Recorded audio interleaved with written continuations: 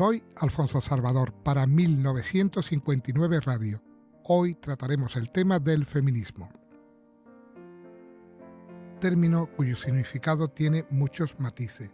En sentido estricto se refiere a los intentos de conquistar para las mujeres los mismos derechos legales y políticos que tienen los hombres, mientras que en el sentido lato hace alusión a cualquier teoría que vea la relación entre los sexos como una relación de desigualdad, subordinación u opresión y que pretende identificar y remediar las fuentes de esa opresión. El término feminista tiene su origen en la palabra francesa féminisme, que fue acuñada por el socialista utópico Charles Fourier.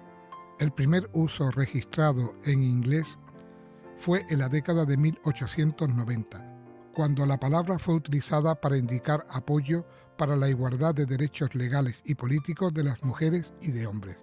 Sin embargo, muchos escritores anteriores pueden ser llamados feministas en el sentido de que también ellos identificaron y se opusieron a la subordinación de las mujeres.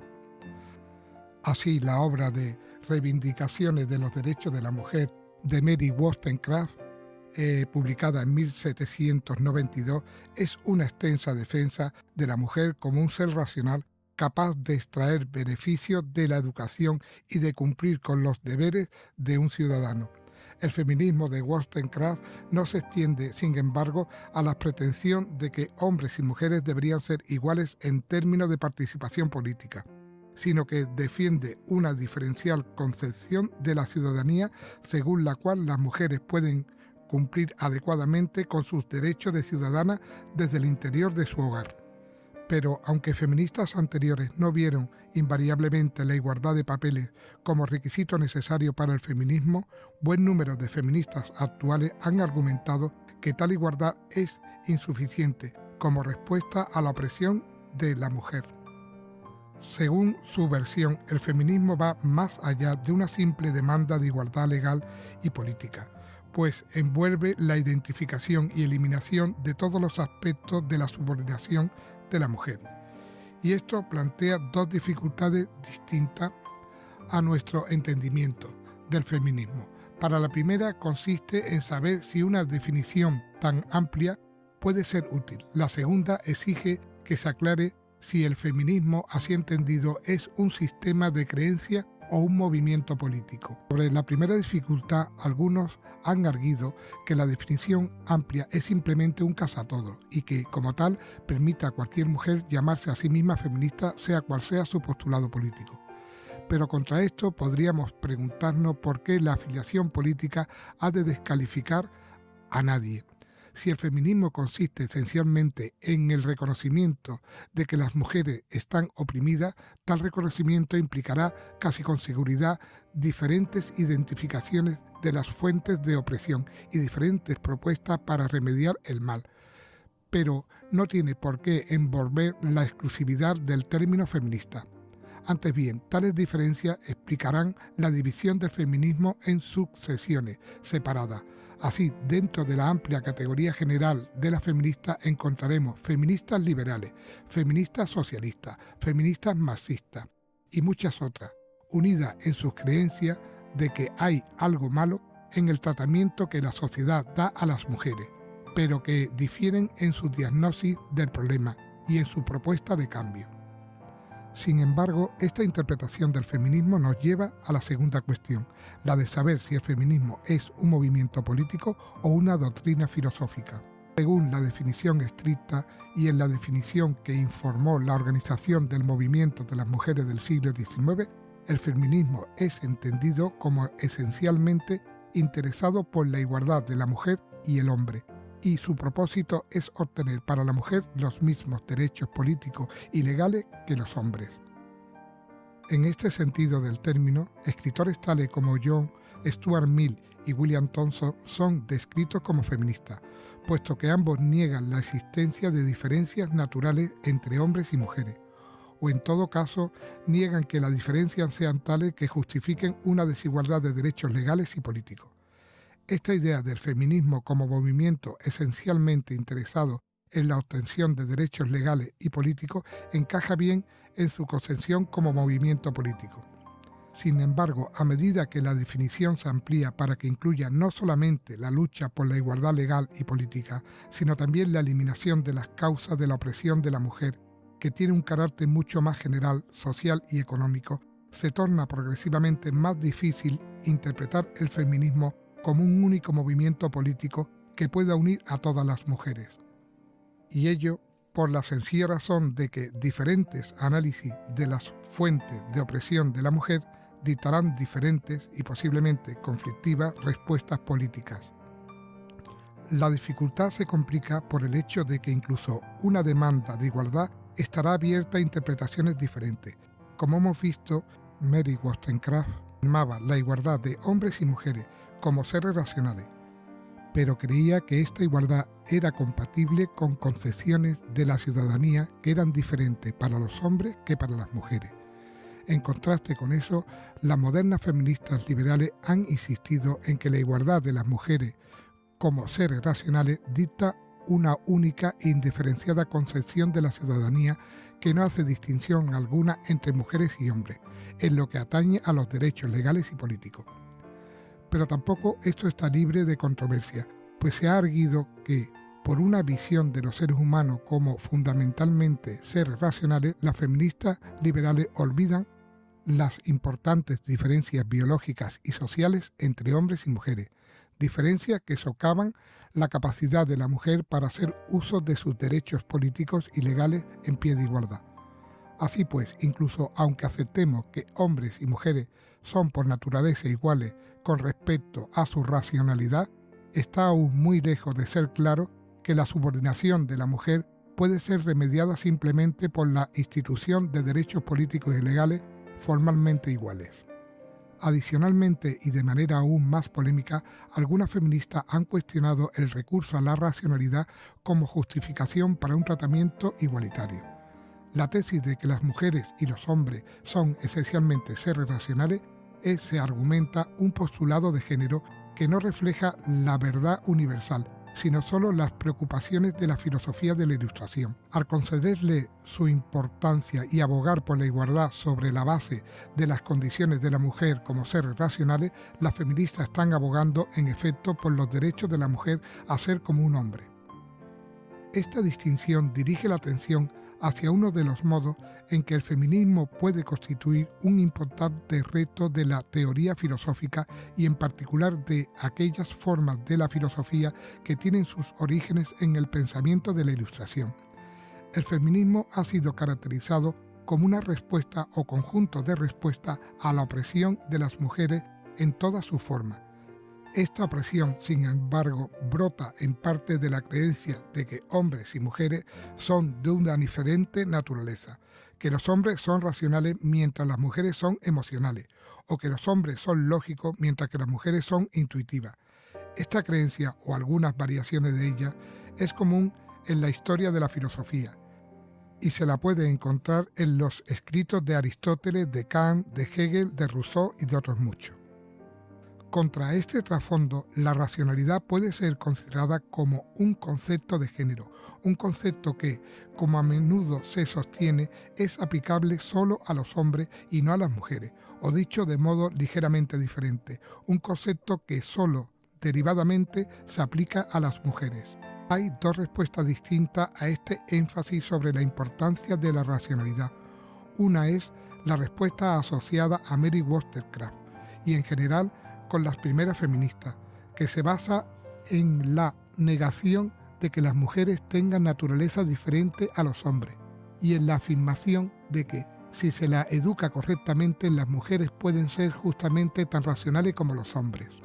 En tiempos recientes, sin embargo, se ha ido abriendo paso una respuesta más radical que concede que la naturaleza de la mujer es diferente de la del hombre, pero defiende una forma de feminismo que se congratula de esta diferencia y que defiende la idea de reevaluar las cualidades de las mujeres como la emoción y la intuición, colocándola por encima del valor de racionalidad propio del macho.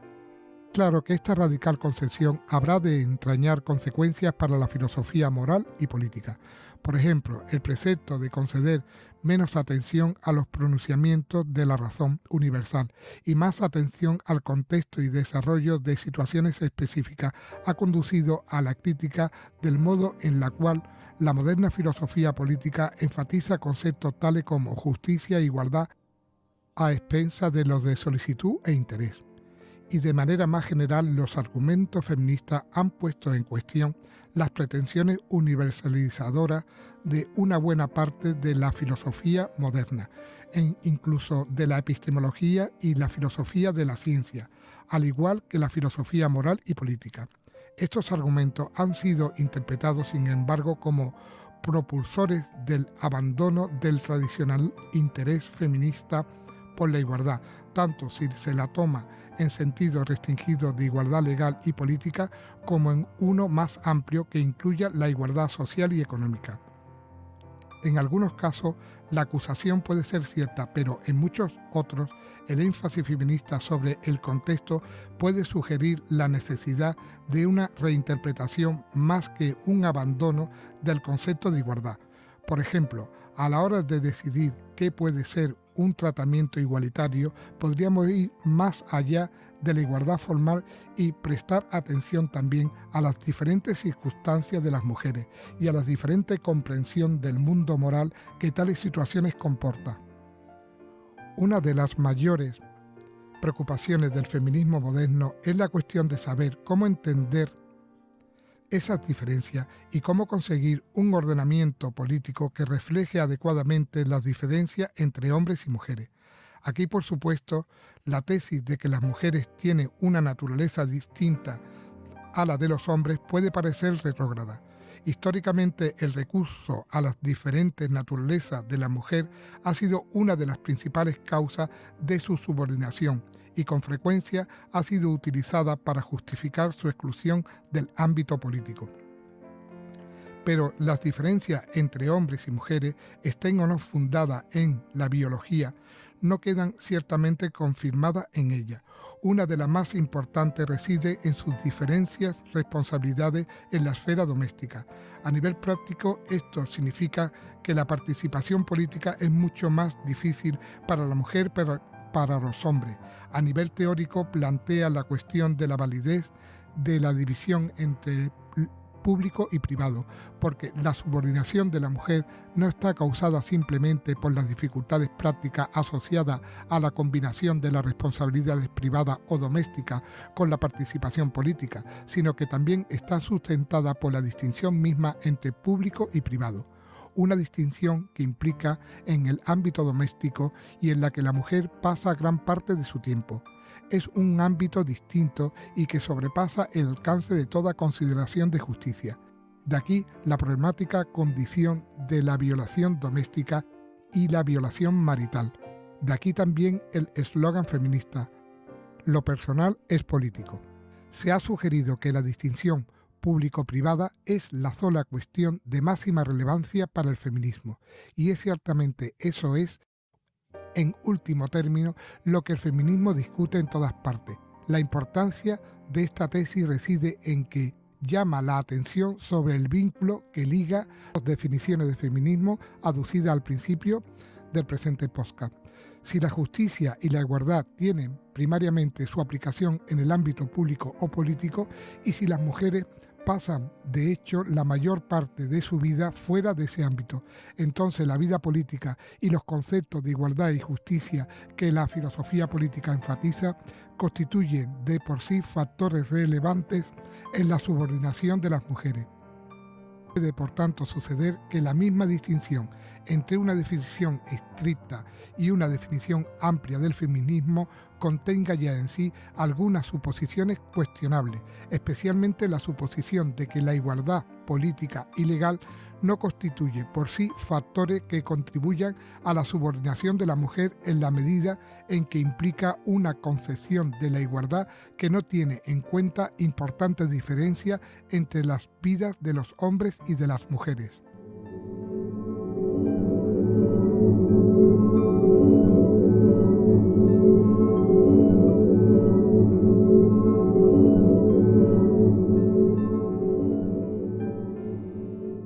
Feminismo lesbiano.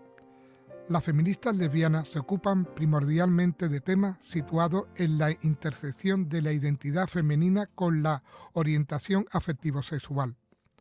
Las cuestiones que se plantean en esta intersección son distintas de las que surgen en torno al género sexual y a la orientación afectivo-sexual en general.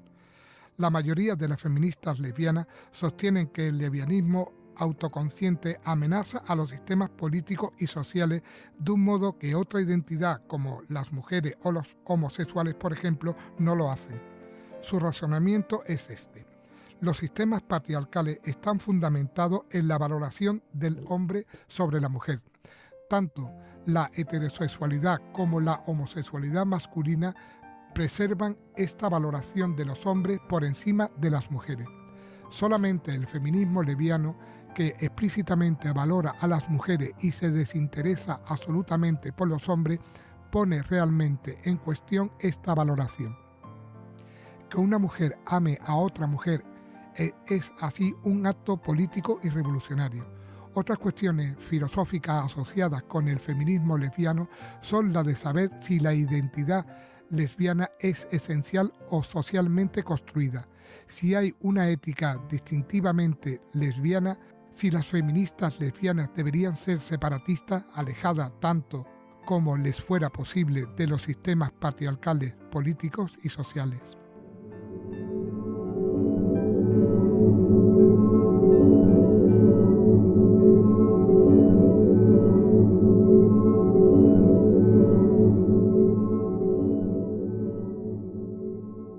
Feminismo radical.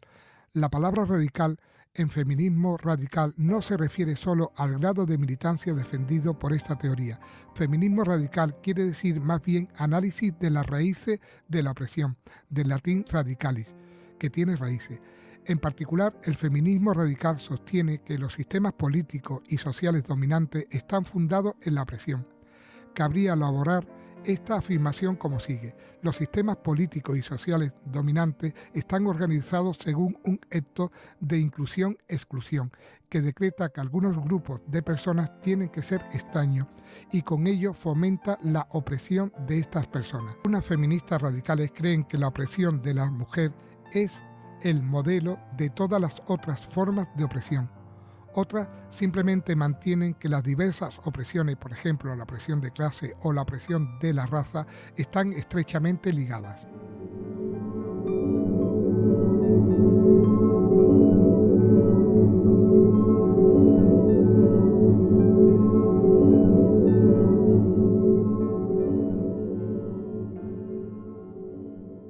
Epistemología feminista. Las filósofas feministas han criticado el prejuicio típico del conocimiento del sentido común, del filosófico y del científico, tanto por lo que respecta a su contenido, por ejemplo, que las mujeres son menos racionales que los hombres, como en relación con su estructura. Se dice que la comisión de absurdo está ligada a la tendencia de los filósofos y científicos occidentales a ver el mundo de manera dualista. Invariablemente, uno de los lados de cada dualidad está privilegiado con respecto al otro. El conocimiento objetivo es superior a la opinión subjetiva, la masculinidad a la feminidad, la razón a la emoción, la mente al cuerpo y así sucesivamente. Además, esas oposiciones son ligadas sistemáticamente, de suerte que objetividad, masculinidad y razón parecen estar estrechamente relacionadas entre sí. De este modo, la concepción del conocimiento y la epistemología misma participan en una estructura de desigualdad que está dictada por el género. ¿Qué sentido cabría dar a la expresión epistemología feminista? La filosofía ha desarrollado una variedad de opciones. En primer lugar, que el conocimiento es construido y entendido, de hecho, desde un particular punto de vista social. La identificada tendencia dualista no es un asunto de estupidez o de malicia, sino que está determinada por un punto de vista colectivo y su correspondiente red de significados y valores. Habremos de considerar, por tanto, la implicación que trae consigo las prácticas de una epistemología que parta del punto de vista alternativo. En segundo lugar, que deberíamos centrarnos en las relaciones entre subjetividad y objetividad, razón y emoción, por ejemplo, y no considerarlas como opciones. En tercer lugar, que se tome en serio el lugar de la emoción, de la subjetividad y del cuerpo en el conocimiento. En cuarto lugar, que dejemos de concebir la razón, la emoción, como la rectora de la provincia del hombre y de la mujer respectivamente.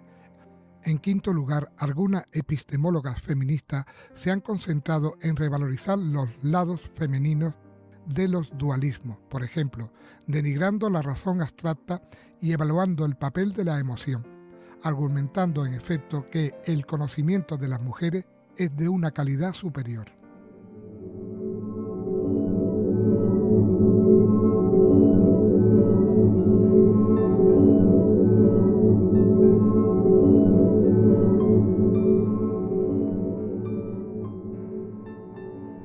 Ética feminista. Esta etiqueta agrupa una variedad de temas. Bajo ella, las feministas consideran cuestiones que la gente valora o debería valorar con referencia específica al género y a las relaciones sexuales y con una orientación normativa que libera a las mujeres de la injusticia sexual. La ética feminista desemboca así en una filosofía social que conceptualiza en las relaciones entre los sexos de manera tal que puedan y deben ser alteradas.